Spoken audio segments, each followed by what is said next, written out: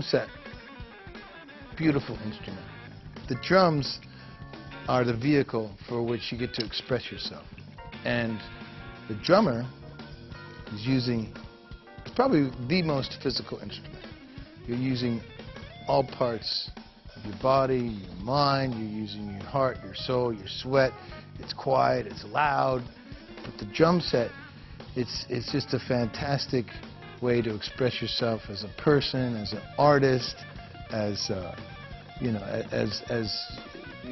anyone can play the drums, but it's the most primal of instruments, but it also can be one of the most complex. And well,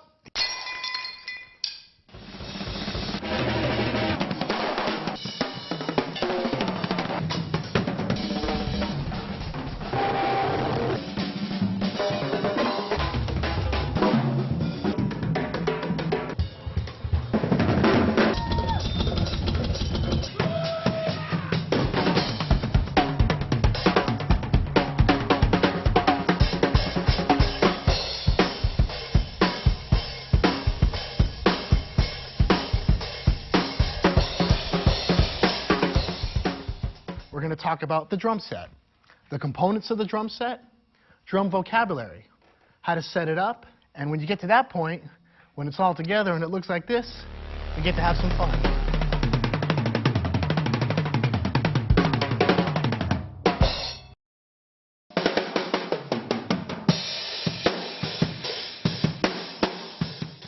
Hi, I'm Stephen Perkins, and welcome to Drum Set 101. First chapter, the anatomy of a drum set. The drums and the hardware. Let's get started. Right here is the snare drum. This is the heart of the drum set. This is the drum that I started on. Now, when you have a snare drum, you start with a drum, and you have a throw-off and the snare wires. When you put the wires on, you get the buzz. That's the snare sound.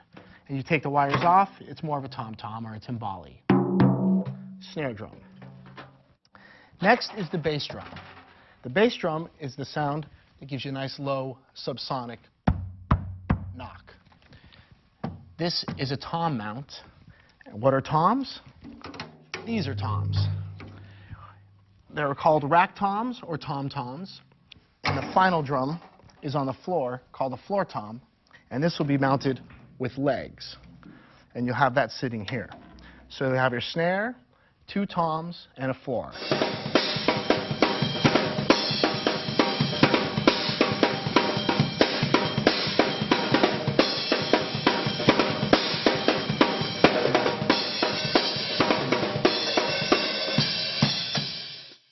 Now the hardware. This is a snare stand. It's got a basket, which is the snare basket. It's got a tilting mechanism, so you can tilt the drum close towards you or make it flat, which I like to play my snare drum flat, actually. And these are tripod stands because of the three legs, thus tripod. So your snare will fit into this basket. Your toms will be on those. Your floor tom on the legs. This is a bass drum pedal, also known as a kick pedal. This can be called a kick drum as well as a bass drum because you're kicking it. This is a cymbal stand called a straight cymbal stand because, of course, it's straight. Most drummers will wear their ride cymbal here, and I myself like to wear it kind of low.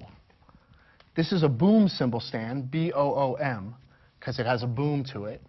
And that way you can get your crash cymbal or even another ride cymbal or splash closer to you and at different angles. And this is called a hi-hat stand. Hi-hat pedal, chain-driven hi-hat rod. This rod goes up and down with the pedal. And this is called a hi-hat clutch, which one cymbal will sit here. Then you put your other cymbal on the hi-hat clutch. You take the bottom nut off. There's two felts. You put the cymbal between one felt, then another felt between the other side of the cymbal, and you tighten up. Some drummers like their hi-hats real tight. Some like them kind of loose. You know, it's all preference. Then you'll find the height that's right, so the cymbals will now clap together. Basically, the two cymbals aren't touching each other, and you just have enough space to where there's some air in between there. So you don't want them, you want to have them enough to where There's space in between. Actually, you could probably just put your stick in there. Okay, it's all clear. Now underneath, you'll see a little screw here. When you screw this up, it tilts the bottom cymbal, and that tilt will help the ch sound. When there's too much air, you're not going to get a nice chick. Once you tilt the cymbal up, it gets rid of some of the air, and you get a better sound. So that's what that tilt is for. So that's your hi-hat stand. Now all this is trying to imitate a marching band. You've got a guy on bass drum, a guy on snare drum, and a guy on cymbals. Well, how do you make that happen with one drummer? With a drum set. And back in the days, the late 20s, 1920s, they would call this the contraption. And that's how it became called the trap kit. Finally, very important, is the drum seat, which is also called the drum throne, because we're the king of the jungle, aren't we? We like to bang on things, and we have to sit on our throne. So you got the throne, you got the drums, you got the hardware. We're going to set up a drum set together. All right, let's get into it. This is a 5-piece drum set. We're starting from scratch. First thing we want to do is open up the boxes. There's going to be a lot of stuff in here, so you want to make sure you put it aside, make a few different piles. First thing we're opening, these are bass drum heads. Make sure everything that can be recycled is recycled. Got to stay green. All right, let's pull everything out slowly but surely.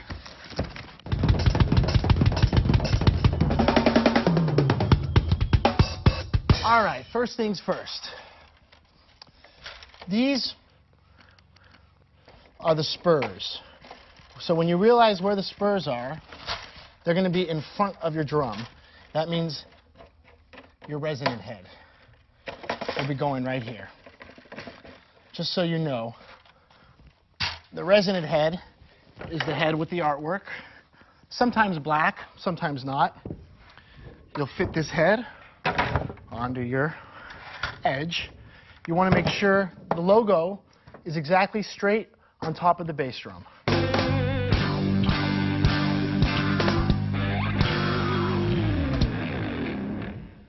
So here's your mount, which is exactly straight on the bass drum. So match that logo with that.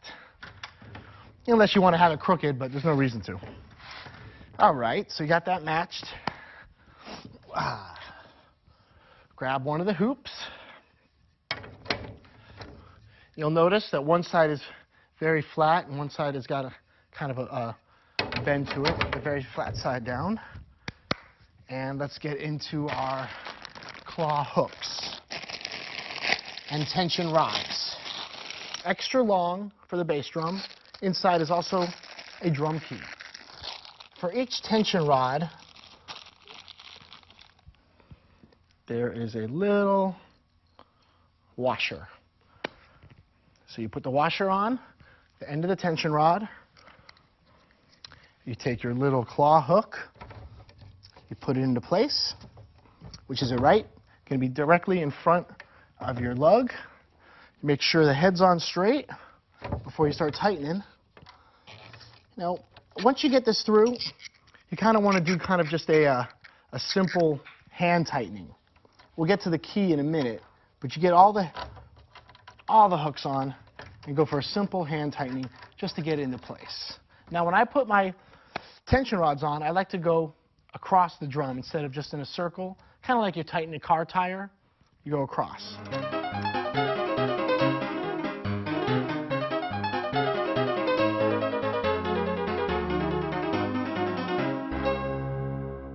So we got all these on finger tight.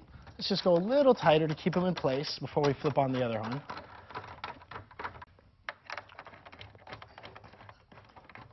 Then again, try to use the going across the head to keep it tight. Don't want to tighten it too much because your tuning comes next. Just get it into place and get rid of some of the wrinkles in the drum head. Make sure everything's kind of snug so when you move it around, you don't lose anything. All right, that's a good start. First thing we're going to do before we put the batter head on is throw the pillow in there. The pillow is used to muffle the bass drum. Without a pillow, the bass drum, boom. With the pillow, boom. So you want a little muffle in there. We want to put a little of the muffler on the resonant head and a little muffler on the batter head. Once we have the pillow in place, you get the batter head in the right spot, putting the logo on either the top or the bottom. You get your hoop in place, and then from there, we'll start just like we did on the other side of the drum by hand tightening each tension rod with the actual claw hook. So we put the batter head on. This is the hoop. We use the tension rods, which are threaded rods, which went into the lugs. And this is tightening the head up. Now again, it's all about preference when you're tuning. The bass drum has got a low note, kind of a thud. The tom-toms go from high to low, ooh, ooh, ooh, ooh. And the snare drum is sometimes fairly tight.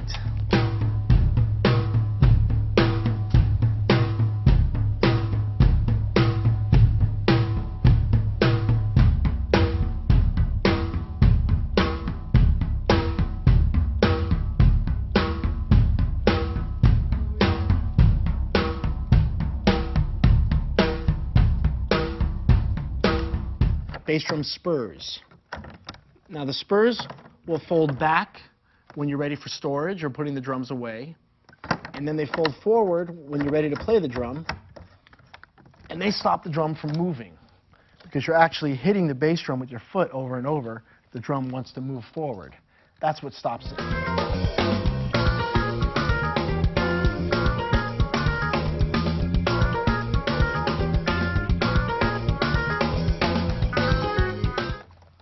Now these little rods are telescoping. You can bring them in or out. If you bring them out, you get the drum to tilt. If you bring them in, the drum stays flat. I like my drum flat. Some drummers like it tilted. These are bass drum feet and spikes. These will keep the bass drum from moving. Let's start with the snare drum. This is the heart of the drum set, the heart and soul of a drum set. It all starts with the snare. Now, let's get into it slowly. First thing you want to look at is this. This is a snare throw-off. And back here is the butt plate. Between the snare throw-off and the butt plate are the snare wires. They're held on together by those two components. Now with the throw-off, off, you get a tom-tom. On, you get the snare buzz. Now this little piece here dials the wires on tighter, or, you know, if you want them looser. A lot of drummers like them tight. Now when you flip the drum over, you'll see the snare wires, and where the snare wires fit against the drum is called the snare bed. Now you notice each drum has a hoop. On the snare drum, the bottom hoop will have two slots. One slot will go in front of the throw-off, the other in front of the butt plate. Now these slots are basically used to put either a plastic tape or a string, a tight string, to hold the wires on. As you can see, the string goes through the little hole in the butt plate. This is the bottom head. It's called the resonant head. It resonates. This is the head you hit. It's called the batter head because you batter it. So you got the resonant head and the batter head. You got the snare wires, the snare bed, the throw-off, and the butt plate. That's basically what's different from a snare drum from the other drums. Now, all other drums will share these things in common. Tension rods, this is a lug, and this is a lug receiver. This is called the bearing edge. Quality drums will have a flat edge, so the drum head can fit onto the drum snugly and correctly all the way around, which makes for good tuning. You take your hoop, you place your hoop in place, you'll take your tension rod. The tension rod will go through a small hole in the hoop, which ends up into the lug receiver, which goes into the lug. Each tension rod is threaded, each lug receiver is threaded. You put those together, and that's how you tune your drums. We'll get to that in a minute. Now, how do you get these rods on correctly?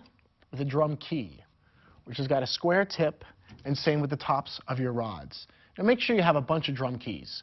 One in your pocket, one on your keychain, a few on the drum set. because when you lose one of these, it's very difficult to find something that fits it. When you're mounting your floor tom, you'll be using legs, and the legs will go into tom brackets, which are these. All right, now your drum set is fully assembled. Let's set it up. Let's get it comfortable for you to play it. First thing we're going to do, let's mount the tom-toms. This is a bass drum mount. Goes into the bass drum with the memory lock. Put it into place. These are the L arms, also tom arms. You're going to take your 10-inch tom, usually the first drum. You're going to take the batter head, which is the top head, make sure that is closest to your bracket. You're going to put this on, tighten it into place, and from here we can adjust different angles as far as flat or tilted towards you. I like mine a little bit tilted. So there's the 10-inch tom. This is the 12-inch tom. Same exact thing. Make sure the bracket is where the batter head is. This is the resonant head, the bottom. You hang your drum, tighten it into place, find the right angle. When you like the angle, tighten that. Raise it up a little. You don't want it to rub on your drum, so make sure you have nice distance between the shell and your drum. All right, those look nice. Now we're going to mount the floor tom. These are tom mounts, but instead of going on an L, you're going to use legs. And then you can tilt as you like it with the legs. Some drummers like it flat, some like it tilted. Pretty comfortable. You want to get it kind of snug near the bass drum. You got your 10, your 12, and your 14. Now the snare drum is going to be mounted on a snare stand, tripod stand. Open up the legs fairly wide for good balance. Now this is the throw off. Some drummers like the throw off facing towards them. I like mine on the side. That's just my preference. So you get the snare into the snare basket. Make sure that the butt and the wires aren't touching any of the clamps. You tighten up your basket, make sure it's nice and snug. Not too tight, because you don't want to choke the drum. It is a drum that rings, so you don't want to tighten it too much. Just enough to keep it in its basket. Then you place that right in front of your legs, right between your legs. I like mine flat. Some drummers like it tilted. It's all preference. So I'm not even going to hold on to the sticks at this point. I'm just going to sit and try to feel balanced at the kit. Which you start out and have some good posture, not too hunched over, not too stiff, but comfortable to where you just feel like you're sitting at a table, you're about ready to have a nice meal. Something comfortable, and so if you're upright, you can breathe well, you can see everybody. You know, these things are all important. Posture is good to have control over what you want to do. Now let's get to the bass drum pedal. It's a pretty simple mechanism. Now with some of the drum sets, it'll come with a little piece of rubber. This piece of rubber will be stuck on your hoop right where the clamp goes to make sure you don't damage your hoop, and also it makes it more snug and secure. So it's got a little sticker. You stick it on your hoop. This is your hoop. It goes right here. You'll tighten or loosen it to get it in there. Your hoop will be there, and then you tighten this to make it nice and snug. This is a 5-piece drum kit. Get some cymbals up there and have some fun.